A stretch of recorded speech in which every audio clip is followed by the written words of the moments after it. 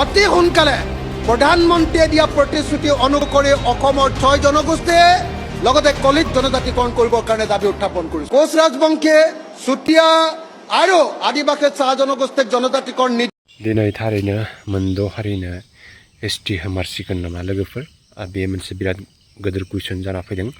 दिनैनि दिनाव नोंथांमोना नुगासिनो बिटिसिआव बा जोंनि आसामावनो माने पुरा आसाम पार्लियामेन्ट हाउस नङा होनबा एसेम्ब्लियाव दिनैनि दिनाव माने गोबां मोनद' हारिनो एसटि होनायनि डिमान्डखौ लानानै गोबां माने दावराव दावसि जागासिनो नङा होनबा? दिनै थारैनो मोनद' हारिनो एसटि होगोन होननानै थांनाय बोसोराव जिहेतु जेब्ला बिटिआर सरकार जोबनाय लोगो लोगो मोनसे दुंहाव थासारि जादोंमोन नङा होनबा? जेनेबा बिटिसि गभर्नमेन्ट फैनाय लोगो लोगो बेवहाय नोंथांमोना नुखादों जे जोंनि बिटिसिनि अफिस बा सेक्रेटारि अफिसाव नङा होनबा गोबां फरायसा आफादफोरा बुख्रुब सुख्रुब देख्रुब जादों नङा होनबा नांलाय खमलाय बे मोनद' हारिनो एसटि होनायनि थाखायनो बा होगोन होनायनि थांखि लानायनि थाखाय नङा होनबा? दा बेखौ जोङो नोंथांमोना मा बुङो होबथानांगौ ना मानि राहा लानांगौ? दा मोनद' हारिनो एसटि होमारोबा मा रोखोमनि बेबस्था खालामदों गभर्नमेन्टआ नङा होनबा? दा बेफोरबायदि गोबां साननो गोनां बाथ्रा दिनैनि दिनाव जोङो नुनो मोनगासिनो जे जोङो दिनै उखिल गगৈ आरो लोगोसे जोंनि मानगोनां दानि बिटिसिनि हाग्रा महिलारि साराबो माने मैया दाख्लैनि आङो मोनसे प्रेस मिटआव नुनो मोन्दों। आं नोंथांमोननो बेनि डिटेल्सखौ होनो हाथ'ला आं जास्ट नुदोंमोन आरो न'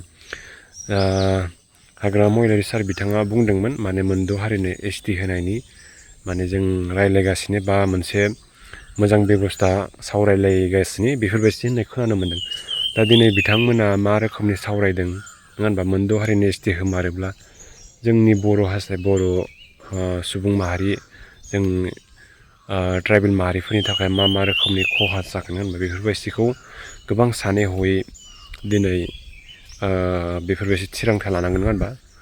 दिनै ओरैनो जोङो ट्राइबेल माहारि बा बर' सुबुंफोरा गुबुन हारिजों गादब गाजायो गुबुन हारिजों मुगैजायो नासयजायो नङा होनबा? बेफोरखौ जों बयबो मिथिखायो। दा बेनि गेजेराव जुदि फिन मोनद' हारिनो नोंथांमोना मिथिखायो मोनद' हारियाव सोर हारि गोलैयो नङा होनबा? नोंथांमोना गिबियावनो राजबंसि ओमफ्राय आरो गोबां रोखोमनि जाथिफोर दङ होनबा? सावथालफोराबो जानो हागौ नङा होनबा? दा बेफोरबायदि गोबां साननो गोनां नङा होनबा? दा दिनै ओरैनो दुंहाव थासारि जोंहा मानगोनां बिस्वजित दैमारिया मोनसे बर' ओमफ्राय खृष्टाननि बाथ्रा बुंनाय लोगो लोगो दिनै जों बर' हारिया गावस्रानाय बेसे जाखाना दोनखा नङा होनबा? दा दिनै बे बाथ्राया हजम जानानै थाङाखै दिनैसिम जों ससियेल मिडियायाव नुगासिनो जिहेतु इन्डिजिनास माइन'रिटिफोरनि बाथ्रा बुंनायनि सायाव हिन्दु खृष्टाननि मोनसे दाङाबाजि जागासिनो ससियेल मिडिया नङा होनबा? दा बेफोरबायदिनि गेजेराव ओरैनो जों बर'फोरा गावस्रादों दा खौसे जानायनि लामा नङा होनबा? दा जिहेतु दिनैनि दिनाव जे गभर्नमेन्टनि जिहेतु बेनिफिट मोननाय बेफोरबायदि नङा होनबा? जाय बर'फोर ओमफ्राय आरो खृष्टानफोर बेफोरबायदि गोबां मोननायनि बाथ्रा बुंदोंमोन होनबा बेफोरनि सायाव गोबां दावराव दावसि जादों। दा बेफोरनि थाखाय जोंहा मानगोनां बिस्वजित दैमारिया बिथाङा मा थिरांथा लायो बिनि सायाव बुंनायनि आगोल नङा होनबा? बिथाङा सानै हयै बाथ्रा बुंनांगौमोन। दिनै बर'फोरनि गेजेराव हिन्दु बर'फोरनि गेजेराव गोबां रोखोमनि बेले बेजे जादों नङा होनबा बे बाथ्राया? दा बेखौ क्लियारिफिकेसन होनांगौ मोजाङै थाबनो बिथाङा गोरोन्थियाव बुंफ्लांदों नामा नङा होनबा? दिनै मोनद' हारिनो एसटि होनायनि थिरांथाखौ बा माबायदि जागोन दा बेखौसो जोङो खौसे जानानै बयबो ज' जानानै जोंनि मानगोनां जेसेबां गोलाव गोदोर नङा होनबा सारमोनजों बयबो ज' जानानै रायज्लायनांगोन नङा होनबा? बेनि एगेन्स्टै मा खालामनाय जायो थारैनो होमारनाय जायोबा आरो होथारोबा जों बर' हारिनि बा जों ट्राइबेल माहारिफोरनि जेबो खहा जानो नाङा बेनो नङा होनबा? दा जोंथ' आरो होजानायखौ जों मोजां मोनमारो नङा होनबा? मोनद' हारिनो एसटि होमारोबा जों बर' हारियाथ' आरो सेसखा हारि बेसे जाखायो नङा होनबा? दा बेनिखायनो जोङो सानै हयै खामानि मावनांगोन। लोगोसे जोंनि जिहेतु